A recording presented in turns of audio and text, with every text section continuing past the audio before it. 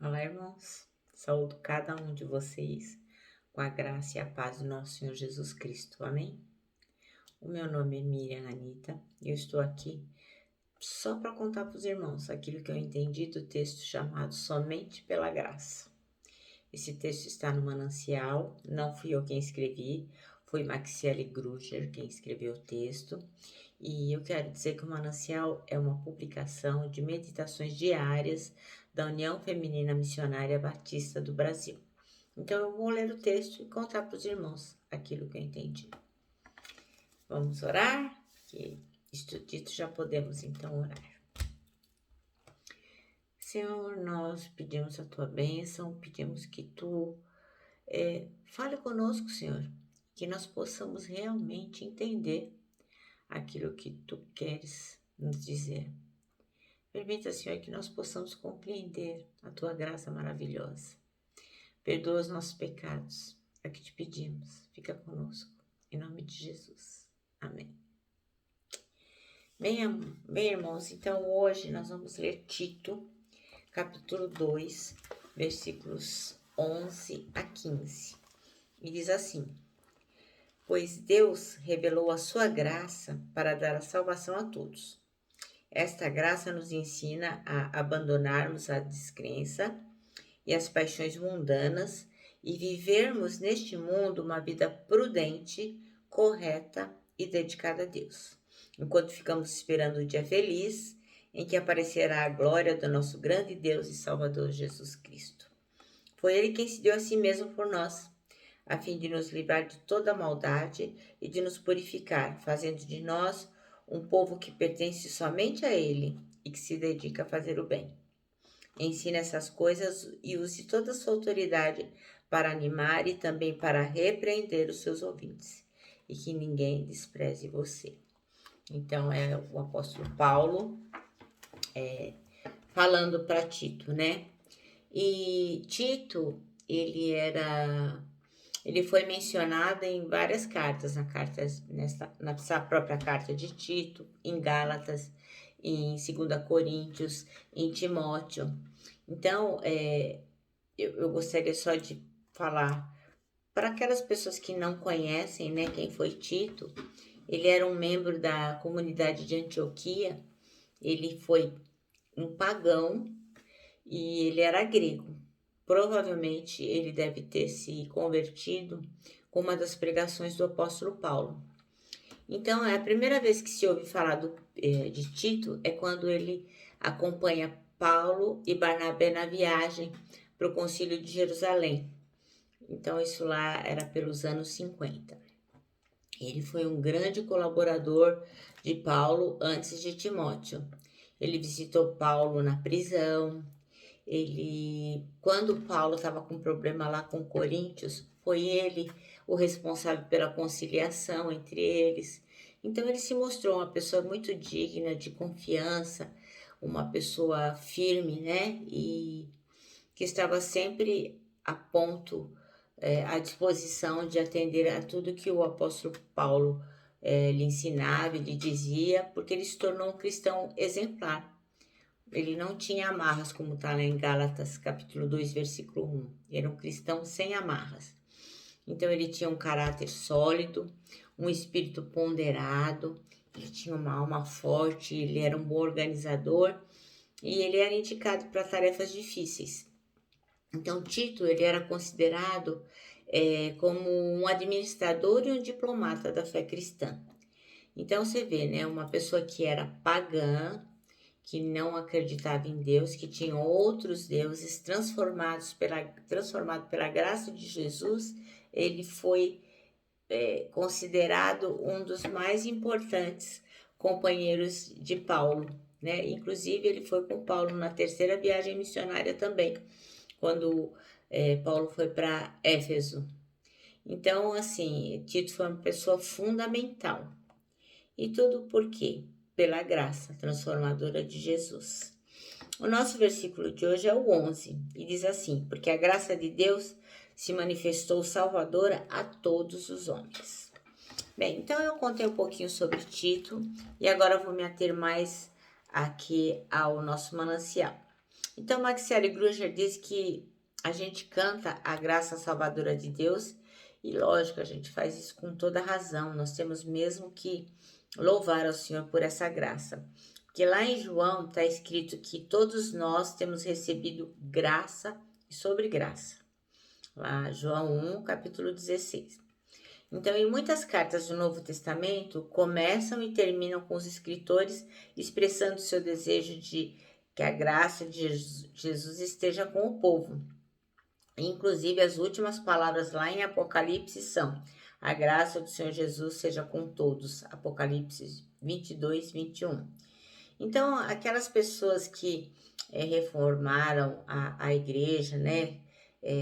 Lutero, lá no começo, há 500 anos, eles já se atentaram em relação à graça e viram a importância que a graça do Senhor tem para o ensino bíblico. Então, assim, através da graça a gente aprende sobre a salvação e a gente aprende que a gente é salvo só pela graça, como está em Efésios 2, 8. Então, não tem outra coisa qualquer que nós possamos fazer, ser bonzinhos, fazer as coisas certinhas, não, porque a gente não é salvo, não recebe o céu, a eternidade com Jesus pelo que a gente é, mas pela graça salvadora de Jesus Cristo. Inclusive, se você que está me ouvindo agora ainda não se decidiu por Jesus Cristo, a hora é agora, né? Então, a graça dele tem o objetivo de alcançar todas as pessoas que desejam viver debaixo dessa graça. Então, em Tito 2, versículos 11 a 15 que nós lemos, o apóstolo Paulo ele escreve para o companheiro Tito e diz para ele a importância de ele ter autoridade e dar orientações para ele enfrentar qualquer tipo de oposição. Então, Paulo encoraja Tito a fazer com que a graça salvadora de Cristo fosse revelada e compreendida. Então, assim, as pessoas precisam compreender o que Jesus Cristo fez por nós, a obra salvadora que ele fez e que é de graça, ele fez graciosamente, ele pagou por isso, mas para nós ele oferece de graça. Então, essa graça de Jesus nos ensina a abandonar tudo que a gente desacredita, né? Abandonar as paixões mundanas e a viver uma vida prudente, correta e dedicada a Deus. Portanto, quando a gente recebe a graça salvadora, a gente tem que romper com o mundo, porque tem pessoas que ficam com um pé em cada canoa, né? Então, um pé com Jesus e um pé no mundo. Eu mesmo fui uma dessas pessoas.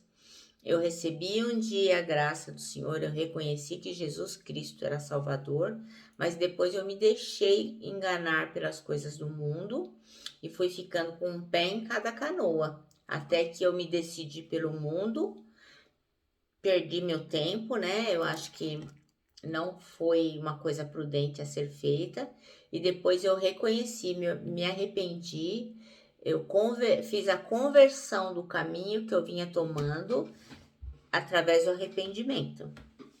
Então, Paulo também diz a Tito que ele ensine essa doutrina boa, essa doutrina que realmente pode nos curar. Isso está lá em Tito 2:1.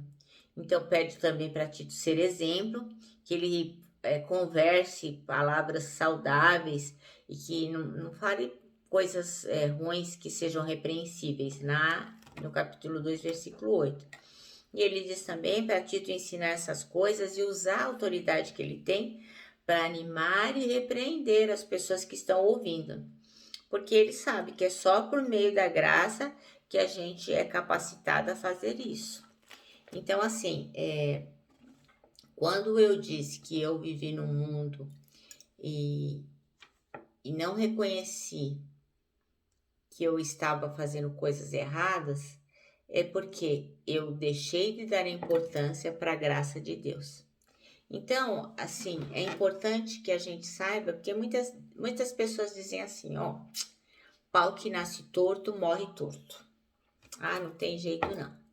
Mas isso não é verdade, porque o pau que nasce torto e morre torto é aquele pau que a natureza faz. É uma natureza que pode fazer esse tronco ficar torto e cada vez mais torto até o fim da vida dele. Mas quando nós temos Jesus Cristo, ele é o Senhor da natureza e é o Senhor de todas as coisas. Ele pode transformar uma pessoa torta, uma vida torta, numa vida que busque a santificação e que busque ser melhor. Por quê? Porque é através da sua graça que ele permite que nós sejamos transformados. Eu posso dizer isso de todo o coração, porque eu fui uma dessas pessoas que foi transformada. Então, assim, toda e qualquer pessoa, ela tem condição de ser transformada pela obra de Deus, pela graça de Deus. Então, a gente não pode jamais desistir de qualquer pessoa. A gente não pode dizer, essa pessoa não tem jeito, ela é incorrigível, ela é assim mesmo. Não. Às vezes tem pessoas que lutam uma vida inteira com um pecado, com uma coisa que ela reconhece que não é boa e ela tenta vencer, e parece que não vai ter jeito, mas o Senhor sabe de todas as coisas. Então, assim, como eu sempre digo, existe um juiz e esse juiz não somos nós. Então, o que o Senhor nos ensina é amar o outro e investir na certeza de que a graça de Deus pode alcançar qualquer pessoa. Então, a gente não pode desmerecer ninguém de forma alguma. Nós temos que crer que toda criatura humana pode ser alcançada pela graça de Deus. E nós não sabemos qual é. Qual é essa criatura que será alcançada? Então, o nosso dever é o quê? Falar do amor de Deus, falar que nós fomos alcançados, testemunhar que qualquer pessoa pode usufruir da graça de Deus se ela se decidir, se ela disser com a sua boca, ela se arrepender e fazer a conversão daquele caminho que ela estava indo, para que Deus possa transformá-la. Então, o nosso manancial diz assim, que Deus possa nos ajudar, né?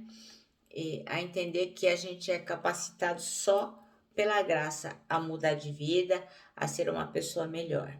Então ele termina dizendo assim, que a graça salvadora de Cristo manifesta-se, ensina-nos e desafia-nos hoje. Então a graça de Jesus vai se manifestar, ensinar e desafiar, mas a gente precisa estar disposto a ouvir aquilo que Deus está fazendo através da sua graça. Então, a pergunta que não quer calar e que o nosso manancial termina é: você está disposto a atender a graça de Deus? Eu estou. Então é isso, meus irmãos. Eu termino aqui com o meu abraço fraternal, o meu abraço de ursa, e lógico, né? Com a nossa palavra de ordem que é saudades.